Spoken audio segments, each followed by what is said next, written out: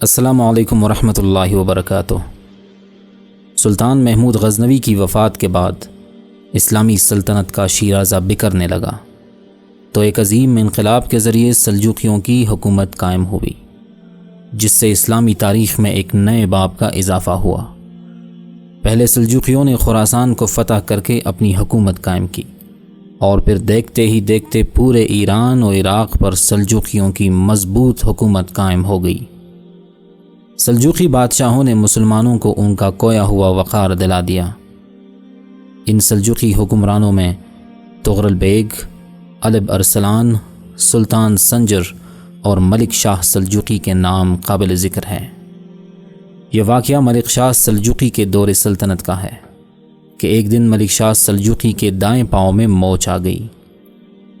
وہ تکلیف کی شدت سے بہت پریشان تھا، اور اس تکلیف کی وجہ سے حکومتی امور انجام دینے کے قابل نہ رہا۔ دربار کے تمام امیر اور وزیر حکومت کے کام رک جانے اور بادشاہ کے پاؤں کی تکلیف کی وجہ سے پریشان تھے۔ ایک وزیر کے کہنے پر سلطان ملک شاہ سلجوقی نے اپنے ایک خاص اور ماہر حکیم عمر خیام کو ایک خط لکھوایا کہ میرے پاؤں میں موچ آ گئی ہے اور میں سخت تکلیف میں ہوں، جس کی وجہ سے سلطنت کے تمام امور رک گئے ہیں، اس لیے تم فوراً دربار میں حاضر ہو جاؤ۔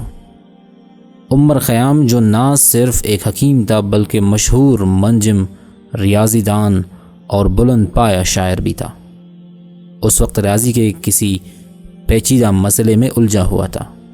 وہ فوراً دربار میں ملک شاہ سلجوقی کے علاج کی غرض سے نہیں جا سکتا تھا۔ دوسری طرف وہ بادشاہ کی ناراضگی سے بھی خوف زدہ تھا، چنانچہ وہ اس سوچ میں پڑ گیا کہ کوئی ایسی تدبیر کرے کہ اسے دربار میں جانا بھی نہ پڑے اور بادشاہ بھی ناراض نہ ہو۔ تھوڑی دیر میں اس کے ذہن میں ایک ترکیب آ گئی۔ اس نے اپنی عقل مندی سے کام لیتے ہوئے جواب میں ملک شاہ سلجوقی کو لکھ بھیجا: بادشاہ سلامت، امور سلطنت کی انجام دہی میں آپ پاؤں کی بجائے سر کو استعمال کریں۔ ایسا کرنے سے آپ سلطنت کے کام بھی سر انجام دے سکیں گے اور آپ کے پاؤں کا علاج بھی ہو جائے گا۔